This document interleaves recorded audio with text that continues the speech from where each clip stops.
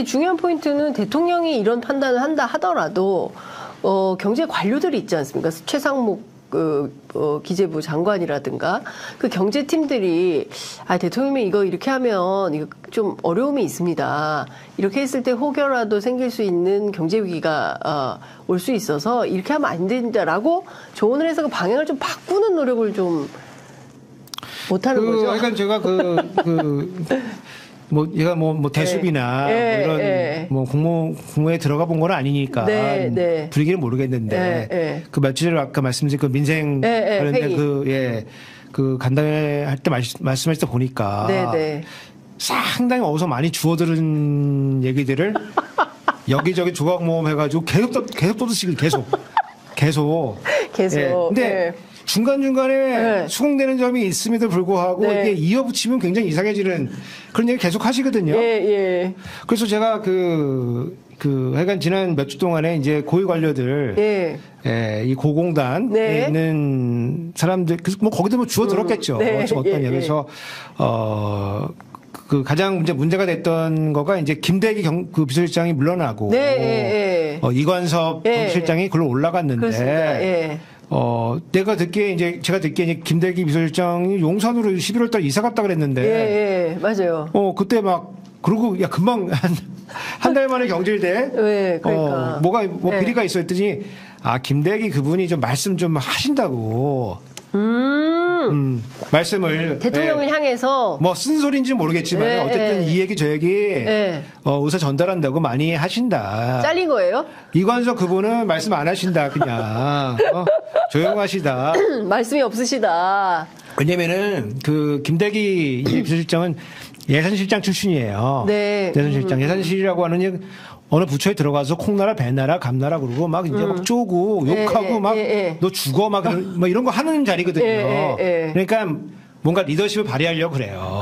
근데 이관섭 이분은 그 능력은 있는지 모르겠지만 이번에 또 하버드 나오셨잖아요. 하버드. 대통령이 하버드 좋아해.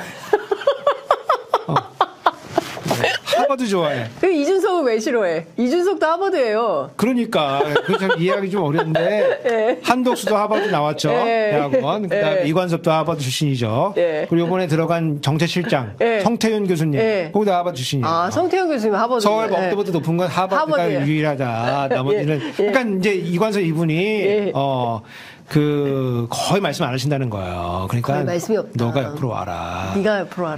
근데 그런 분들이 승진하잖아요. 그러니까 아무도 얘기하지 않는다. 아무도 얘기하지 않는다. 그래서 지금 총선에 도움될 만한 거 다 갖고 와봐. 일단 내가 얘기할게. 사람들이 국민의힘에서 얘기하면 안 믿을 수 있으니까 내가 얘기할게. 내가 빛나게. 내가 자유시장 경제의 화신이야. 내용은 다 관치금융이에요. 내용은 다 관치금융이에요. 그래서 진짜 큰일이다. 저는 이제 조세나 이런 거 연구하는 이제 학자니까. 학자들은 제일 먼저 보는 게 효율성을 제일 중시 여겨요.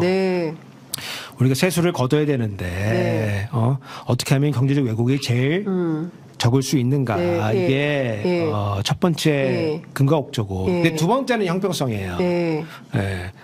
우리가 이제 저희 용어로는 수평적 형평성, 수직적 형평성 이렇게 표현하는데 수평적 형평성은 같은 돈을 벌었으면은 같이 과세하고 톤이 다르면은 조금 다르게 해야 되는데 많이 번 사람 좀 더 많이 부담하는 식으로 하자.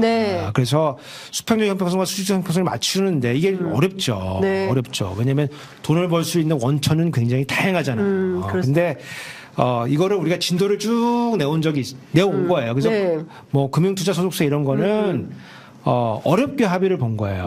어렵게. 선진국 중에서 주식으로부터의 양도 차익에 대해서 과세 안 하는 나라는 우리나라밖에 없어요. 유일합니까? 유일합니다. 아니 어떤 식으로든 다 과세를 하는 거예요. 어떤 식으로든지. 근데 이걸 또 없애겠다고. 그러니까 이제 미국 같은 경우는 우리가 종합소득이라 그래요. 우리가 이제 청취자분들 잘 아실 것 같은데 소득 있는 곳에 과세 있다. 근데 미국은 그런 식으로 돼 있어요. 미국은 돈이 벌렸어? 그러면 다 합쳐. 그래서 거기다 이게 다 번소득이야. 과세한다. 그래서 주식 팔아가지고 돈 생겼어. 여기다 집어넣자. 그래서 이제 주식 양도차익에 대해서 과세가 되는 거예요. 우리나라는 이제 그렇게 되는 게 아니고 우리는 나열식이라고 그래요. 나열식.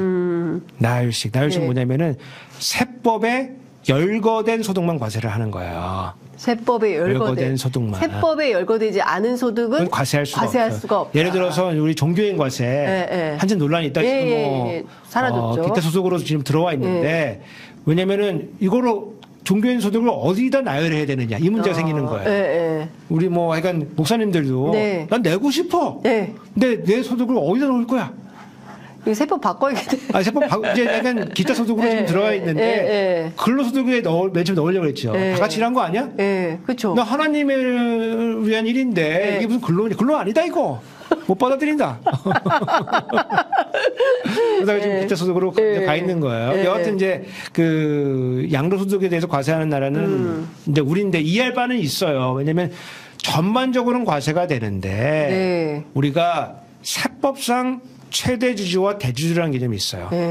세법상 최대 주주와 대주주가 있는데 이 대주주 이상은 지금 과세가 되고 있는 거예요. 그리고 비상장 주식도 과세가 돼요. 그리고 해외에 투자된 것도 과세가 돼요. 과세가 안 돼 있는 거는 세법상 최대 주주는 대주주가 아닌데 국내 주식에 사고판 거는 과세가 지금 안 되고 있는 거예요. 근데 이거는 여러 가지 이유로 우리가 정당화를 시켜왔어요. 왜냐면은 조금 이제 내용이 조금 클래스가 있어지는데 램지 룰이라는 게 있어요. 램지 룰. 램지의 규칙인데 어떻게 과세하면 좋으냐? 그러면 탄력성이 높은 거는 낮게 과세하고 탄력성이 낮은 거는 높게 과세한다. 탄력성이라고 하는 건 도망가는 거예요. 과세를 하면은 사람들이 막 이제 경제활동을 바꾸거든요. 뭐 그러면은 이제 과세를 좀 낮게 하라는 건데 노동, 토지, 자본 이렇게 하면은 토지는 도망갈 데가 없잖아요. 그렇죠. 토지는. 그러니까 이제 효율성 측면에서 보면은 토지는 높게 과세를 해야 되는 거예요. 토지는 높게 도망갈 데가 없으니까. 근데 자본은 이건 국경을 넘나다니거든요. 그러니까 국경은 높게 과세할 수가 없어요. 하고 싶어도 할 수가 없어. 내가 너 번 거에 90% 갖고 와 이렇게 해도 별 소득이 없는 게 도망가기 때문에 그래요. 그래서 우리 주식 양도 차익에 대한 과세는 자본에 대한 과세이기 때문에 해도 낮은 세율로 한다가 이게 세계적인 우리가 어떤 컨센서스 우리가 공유하는 그런 상식입니다. 그게 글로벌 스탠다드겠네요. 글로벌 스탠다드입니다. 근데 그럼에도 불구하고 다 과세를 하거든요. 우리도 과세 안 하다가 이제 과세를 하기로 합의를 어렵게 본 거예요. 2020년도에 그때 이제 어떤 논의들이 있었냐면은 이제 소득 불평등, 자산 불평등 이런 문제가 있었어요. 그렇죠. 내가 새 빠지게 이래가지고 돈 번 거 아르바이트 해가지고 5만 원, 10만 원 번 거는 다 떼어가면서 주식해가지고 아니면 비트코인 해가지고 몇 천만 원, 1억씩 몇 억씩 번 거는 과세 안 하냐? 그렇죠. 이 논란이 있었죠. 자산 불평등. 그래서 그래도 세율은 높지는 않지만은 그리고 일정 부분은 우리가 공제를 해주지만은 여기다 과세하자고 이게 좋든 나쁘든 합의를 본 거예요. 그래서 공제 금액이 5천만 원입니다. 5천만 원.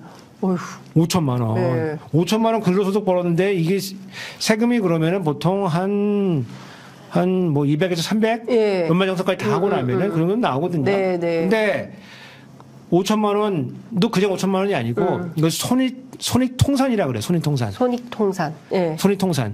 우리가 5천만 원 벌려 그러면 이 주식에서는 돈이 나오지만은 저 주식이 까먹잖아요. 그리고 주식에서 갑자기 뭐가 올랐어. 에코프로가 올랐어. 돈 많이 벌었는데 펀드 보니까 펀드 까먹고 있어. 이럴 수가 있잖아요. 이걸 다 통산해서 5천만 원이다. 그럼 만약에 주식 수익률이 한 5%라고 치면은 나 10억 금융자산이 있어야 되고 10%라 그래도 한 5억 정도가 금융자산이 있는 거예요. 우리 서프라임 모기지 2008년도에 미국에서 대난리가 났잖아요. 그렇죠. 그때 수익률이 이 보통 뭐 타겟했냐면 한 6에서 한 7, 8%? 그 정도 타겟해가지고 파생 상품으로 그거 먹으려고 그거 난리치다가 그거 난리가 난 거거든요. 근데 주식 수익률이 보통 한 뭐 10% 나온다는 건 진짜 어마무시한 거거든요. 그렇죠. 그러면은 그 정도 자산 가지고 돌리는 사람의 세금을 면제를 해줘야 되는 거냐? 아니죠. 그거는 참 어쨌든 이제 합의를 본 거예요. 합의를 본 건데. 그거를 또 대통령이 근데 그거 합의 보면서 뭘 했냐면은 이게 이제 소득에 대한 세금이에요. 그래서 자산이 있는데 거기서 이제 돈이 흘러나오는 건데 네. 그걸 먹으면은 세금 과세 좀 하자. 5천만 원 빼고 과세하자. 네. 근데 그거 해주면서 사람들이 몰랐을 거 아니에요. 네. 갑자기 안 하던 걸 과세를 하니까 조세 저항이 있거든요. 그래서 원래 이제 주식을 거래를 하면은 거래세가 나와요. 네. 그래서 주식 그 거래하고 여기다가 이제 가산세가 하나 붙어요. 네. 농특세라고 이제 농어촌과 관련된 네. 이제 가산세가 붙는 요거 합치면은 0.3%예요. 0.3%. 0.3%. 요거를 0.15까지 낮추는 네. 지금 요 와중에 지금 있습니다. 그래서 거래세는 이미 낮추기 시작했어요. 2020년부터 낮추기 시작해가지고 네. 지금 1년에 한 1.5조에서 2조씩이 덜 들어와요. 네. 그러니까 진짜 참 이렇게 해서 요모 다 여기저기에서 세금을 다 깎아주고 해서 약자 복지 어떻게 하려고 그러는지 저는 그게 참 이게 될까? 그러니까 이제 그 보수 언론에서도 이런 문제들에 대해서 지적을 하고 있는 것 같습니다. 그렇지만 안 들으니 뭐 누구에게 뭐 조용한 분을 선호하시니까 내가 제일 잘 알아. 네.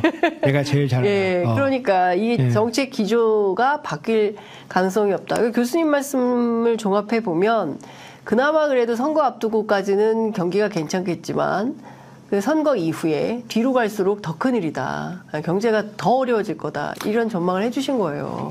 어저께인가? 네. 그저께 같은데 그저께 예. 그 당정대가 모여가지고 네. 뭐 민생 뭐 종합대책 이런 걸 내놨어요. 네. 뭐 이제 뭐 돈 뭐 여러 가지 하겠다. 뭐 소상공인과 관련된 것도 하고 그다음에 바우처도 풀고. 네. 뭐 그런 거는 뭐 내수 증진을 위해서 좋을 수는 있어요. 좋을 수는 있어요. 근데 그게 왜 지금 바로 이 총선을 앞두고 집행이 돼야 되는 건지, 그리고 상반기는 물가 때려야 된다면서. 네, 그래서 여러 가지로 지금 이 경제 운영에 있어가지고 상당히 문제가 많고, 이게 시청자분은 잘 모르시겠지만 이게 그 경제정책국장이 이제 키를 잡고 하는 거예요, 기재부에. 기재부에. 네, 근데 이분이 작년부터 굉장히 조금 똥볼 차신다. 똥볼 찬다. 예. 이분 누구예요? 하버드 아닌가 보죠? 이분 하버드는 아닌데, 또 아시는 분이어가지고 조심스럽긴 한데, 이 정도면 경질을 해줘야 되거든요. 경질해줘야 된다, 이 정도면. 이 정도면 경질을 해줘야 되는 건데, 이분도 말이 좀 없으신가 보죠? 왜냐면 이제, 제가 기재부 관료들을 지금 취재를 해보면은, 이제, 불만들이 많아요. 지금, 위에 사람들이 듣기 좋은 얘기를 한 사람들이 승진을 하니까 사실과는 좀 거리가 멀게 듣기 좋은 얘기, 듣기 좋은 얘기를 어떻게 국민들이 모르게 뚜껑을 우산 씌워가지고 내보낼 수 있냐. 요렇게 한 사람들만 승진을 하기 때문에 큰일이다 정말. 걱정들이 많습니다. 그래서 뭐 모르겠습니다. 이게 이렇게 계속 가기가 어렵거든요. 왜냐면 정치와 경제는 다른 게 뭐냐면은 정치는 이제 사람들 모아가지고 이기면 땡이에요. 근데 경제는 실질을 찾아갑니다.